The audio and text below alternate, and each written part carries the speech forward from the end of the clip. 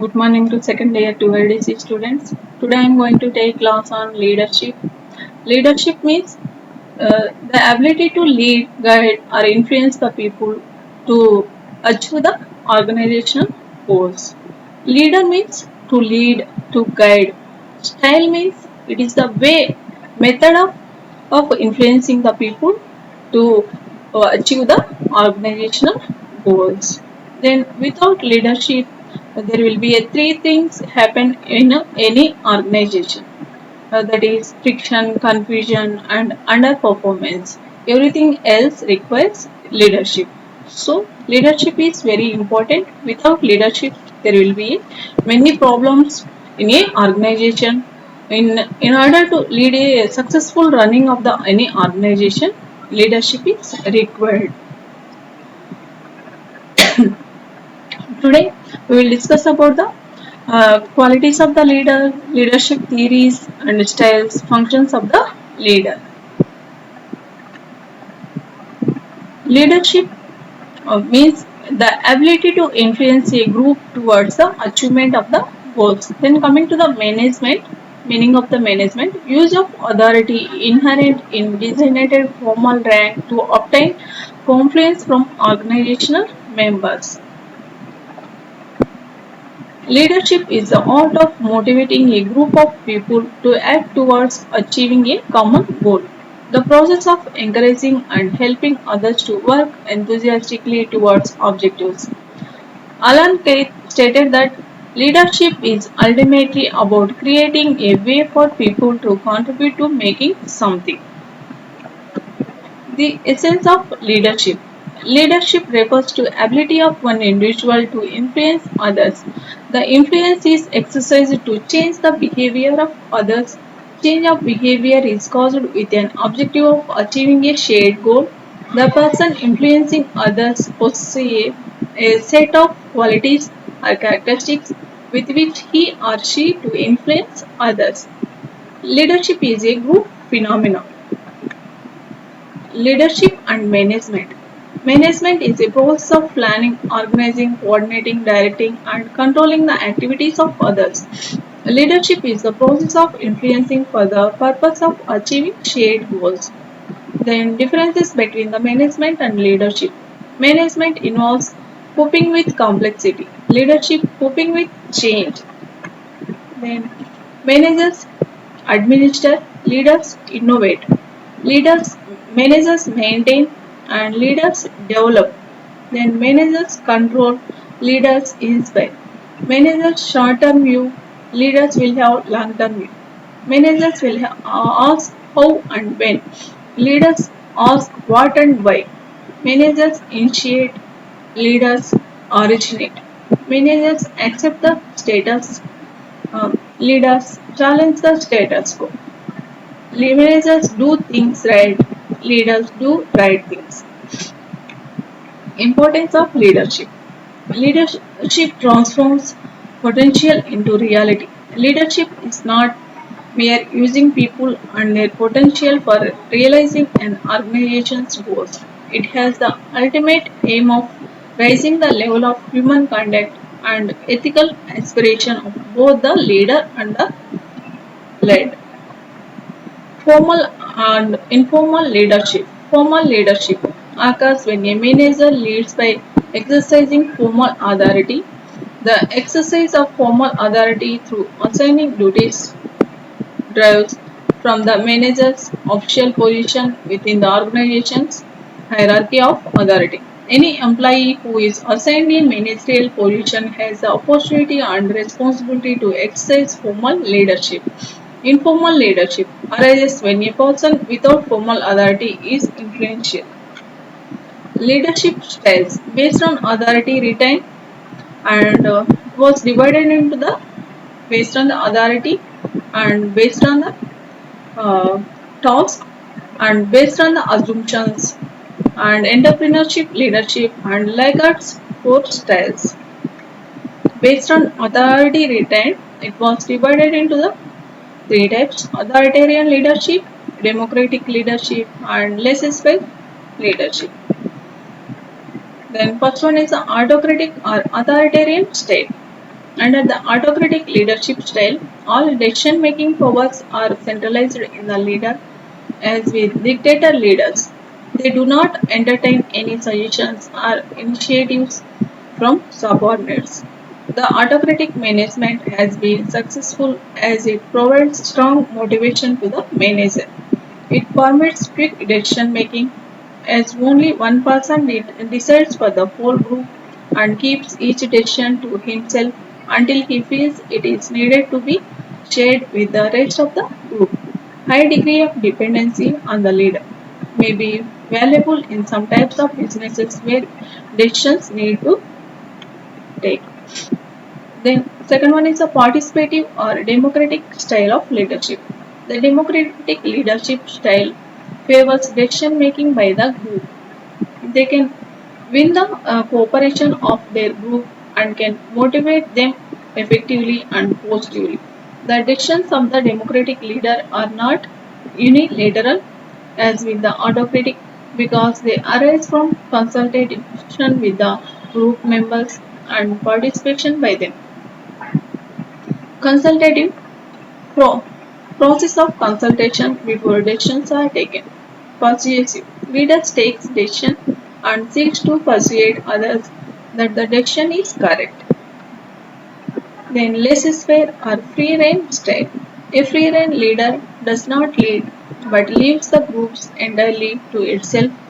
Such a leader allows maximum freedom to subordinates, which is they are given a free hand in deciding their own policies and methods. Can be very useful in businesses where creative ideas are important. Can be highly motivational as people have control over their working life. Can make coordination and decision making time consuming and lacking in overall direction. Relies on good teamwork. Based on task versus people emphasis, it was divided into the four types: high relation and low task supportive style, high task and high relationship participative style, low task and low relationship free range style, high task and low relationship autocratic style. Based on assumptions about people, MC Gregor's theory, theory X and theory Y. Theory X, they distrust to people and believe on close supervision and tight control over the subordinates. Theory Y, they are participative, trust, trustee and subordinates and allow them to participate in decision making. Likert four styles: benevolent and authoritarian, consultative, participative, exploitative, and authoritative. Entrepreneurship leadership style, a heavy task orientation combined with a very direct approach to giving instructions to employees. A charismatic personality that inspires others to do business with. A much stronger interest in dealing with customers than employees. A strong dislike for bureaucratic rules and regulations. Theories of leadership: trade theory, then behavioral theory, contingency theory, and managerial grid theory. Then let me discuss about the trait theory of leadership. That means how the leaders are developing it with experience. Focuses on individual characteristics of successful leaders.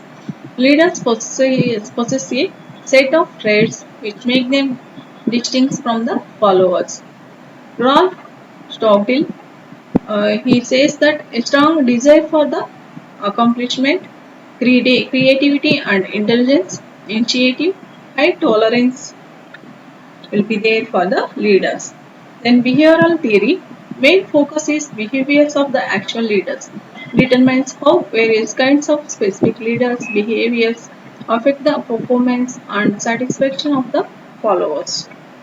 Then managerial grid theory, black and modern, a graphical representation of two-dimensional view of leadership style based on concern for people, concern for production.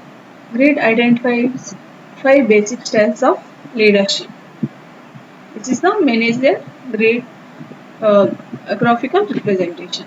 Then contingency theory, behaviors of leaders depends upon characteristics of situation. Leader implies under what conditions will employees oriented leadership will be effective, and under what type of conditions production oriented leadership will be more effective. Most popular theories, Fielder's contingency model. Fielder's theory says that effectiveness of leadership depends upon its motivational style, the favorableness of the situation. Then path goal theory. Leaders' job is to use structure, support and rewards to create a work environment that helps employees reach the organization's goals. In situational leadership theory, Paul Kelsey and Kenneth Blanchard. Maturity of followers as a contingency variable. Situational leadership requires leaders' emphasis on task behaviors and relationship behaviors according to maturity of followers. And then coming to the characteristics of leader. The effective leader, he should have the drive initiation for doing the things. Then intelligence. If you see the intelligence of the leaders, it will be higher than the followers. Energy levels and stress. They will have the good energy levels and more stress tolerance. Then optimistic. Leaders always they should have the optimistic behavior. Then emotional maturity. Leaders will have the emotional maturity in order to solve the problems. Honesty and integrity. You should have the motivation to stimulate and motivate the people to do the things. They should have the good self-confidence and cognitive ability. Cognitive ability means thinking capacity to take the decisions and to solve the problems in the organization. Then functions of a leader. Planner. Planner means he will plan the activities in a systematic way. And executive. Executive means he will execute the responsibilities for the subordinates. And external group representative. He is the representative for the any organization for interactions with the external members. Controller of internal group relationships. He will control the internal group relationships, and if there is any problems, he will solve effectively. Policy maker. He will make some policies for related to the organization. Controller of rewards and punishments. He will give the rewards for the people who is doing well in the organization, and as well as he will give the punishment for doing mistakes in the organization. Arbitrator and mediator for the all the people, and he will be the exemplar, father figure and scapegoat. Conclusion. Leadership is an effective instrument by which a manager can establish a feeling of mutual objectives and unity in a group, thereby ensuring maximum efficiency of the group. Leadership should be both effective and successful. Leadership style is the manner and approach of providing direction, implementing plans, and motivating people. It includes the both implicit and explicit actions performed by the leaders. Thank you.